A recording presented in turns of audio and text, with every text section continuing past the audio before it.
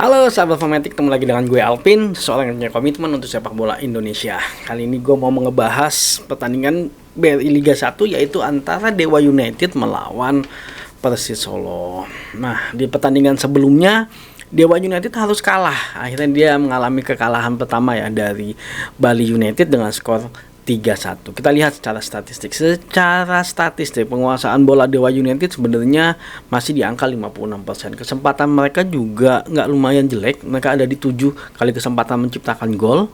Dan total operan yang mereka lakukan cukup banyak, yaitu 406 kali operan dan 339 kali operan yang berhasil. Cukup baik sih angkanya kalau menurut gua. Dan serangan mereka juga cukup banyak, itu sebanyak 100 kali. Tapi serangan berbahayanya mereka hanya sebanyak 64 kali, kalah dibandingkan dengan Bali United. Jadi di pertandingan ini memang gua kemarin ngelihat bahwa pertahanan dari Dewa United itu berhasil ditembus oleh Bali United. Tapi di awal-awal mereka cukup beruntung karena performa dari kipernya Dewa United cukup di atas rata-rata, karena beberapa kali menggagalkan kesempatan dari Bali United. Nah, walaupun mereka berhasil unggul lebih dulu melalui serangan balik yang sangat luar biasa, kalau menurut gue serangan balik dari Egy ngumpan ke Alex ngumpan lagi ke Egy ngumpan ke Kambuaya, dan mereka berhasil menciptakan gol.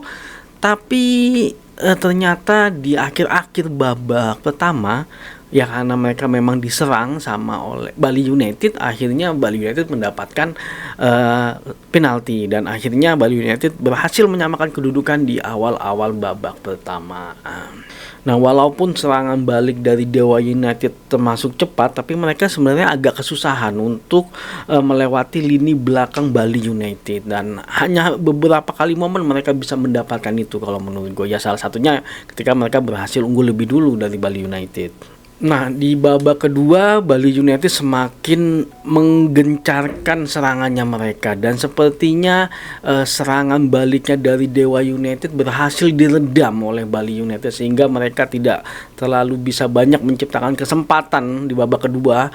Malah justru akhirnya Bali United yang berhasil mencetak gol yang kedua untuk menambah keunggulan mereka melalui Paso, dan akhirnya malah juga Bali United yang berhasil menciptakan gol ketiga. Dan sepertinya memang dari hal strategi memang Dewa United cukup kurang tepat kemarin keputusannya. Jadi setelah hal strategi kali ini Bali United lebih unggul dibandingkan dengan Dewa United. Dan mungkin ini adalah pelajaran yang sangat berharga bagi Dewa United ketika mereka mau bersaing di papan atasnya Liga 1 BRI. Kemampuan mereka dalam membaca strategi harus benar-benar tepat, sehingga keputusan yang diambil di dalam lapangan harus bisa memberikan kontribusi yang positif untuk permainan. Dan sepertinya kemarin kalau gue lihat strateginya Bali memang lebih unggul sih dibandingkan dengan Dewa, karena Bali lebih meningkatkan serangannya mereka, sedangkan Dewa lebih bermain sama. Ketika ada perubahan strategi dari Bali United, Dewa tidak melakukan kontra strategi, misalnya dengan menambah lini tengah atau dengan memperkuat lini pertahanan, dan itu menjadi keputusan yang akhirnya memang Bali United berhasil menambah gol.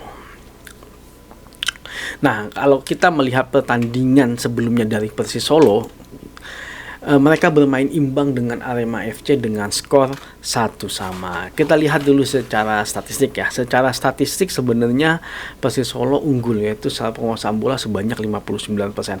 Kesempatan menciptakan gol yang mereka sebanyak 11 kali. Bayangkan, banyak banget gak?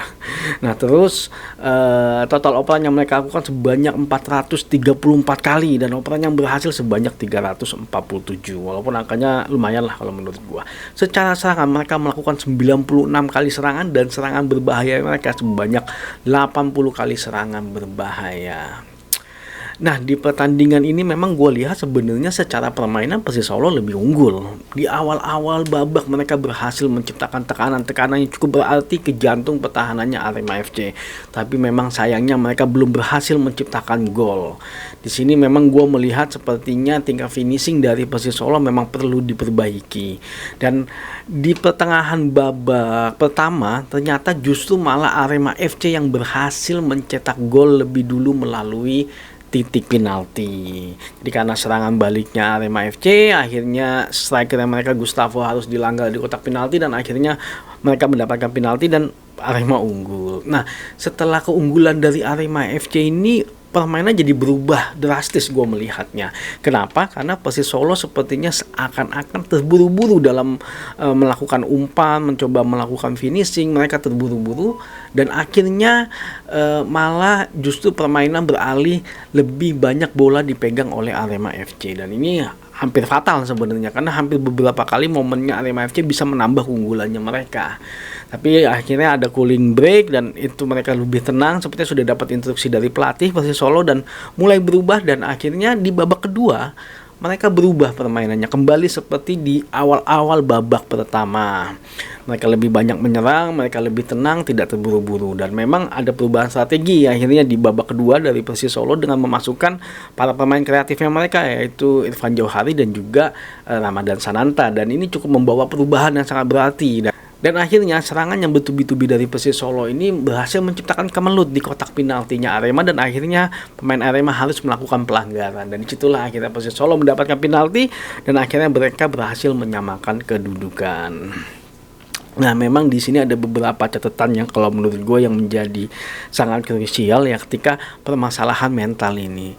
Ketika mereka terburu-buru, tentunya mereka tidak akan tenang dan itu permainan akan berubah sekali, dan itu sangat tidak enak untuk dilihat kalau gue ngelihatnya, karena kok kayak gini, yang harusnya mereka masih bisa memainkan bola, mereka langsung buru-buru ke depan, yang harusnya mereka bisa melakukan direct ke depan tapi mereka masih menahan bola, dan itu terjadi ketika mereka tidak tenang dan mereka terburu-buru. Nah, balik lagi ke pertandingan antara Dewa United melawan Persis Solo. Dewa United saat ini berada di peringkat pertama klasemen sementara. Mereka memang saat ini menjadi salah satu tim yang harus diwaspadai kalau menurut gua, dan mereka memang baru merasakan kekalahan pertama mereka ketika dari Bali United. Dan Dewa United kemarin cukup kewalahan sih kalau menurut gua ketika menghadapi umpan kaki ke kaki dari pemain dari Bali United. Lini pertahanan mereka cukup terbuka celahnya dan itu menjadikan salah satu PR. Karena Persis Solo ketika mereka bermain dengan Arema juga seperti itu, seperti Bali United, mereka banyak melakukan umpan kaki ke kaki, tapi memang baru di pertengahan babak kedua. Dan memang berkali-kali juga mereka melakukan itu, tapi mereka lebih banyak dominan melakukan crossing. Nah, ini memang yang mungkin gua agak kurang tadi dari Persis Solo, dan kalau mereka bisa mengoptimalkan umpan ke kaki dan sepertinya itu bisa mengganggu konsentrasi dari pemain bertahannya Dewa United kalau menurut gua. Tapi memang Dewa United saat ini memang patut diwaspadai dan mereka tidak boleh gegabah ya. Persis Solo mereka nggak boleh gegabah karena serangan balik dari sangat Dewa United sangat bagus sekali kalau menurut gua. Kemarin tuh serangan baliknya gila loh.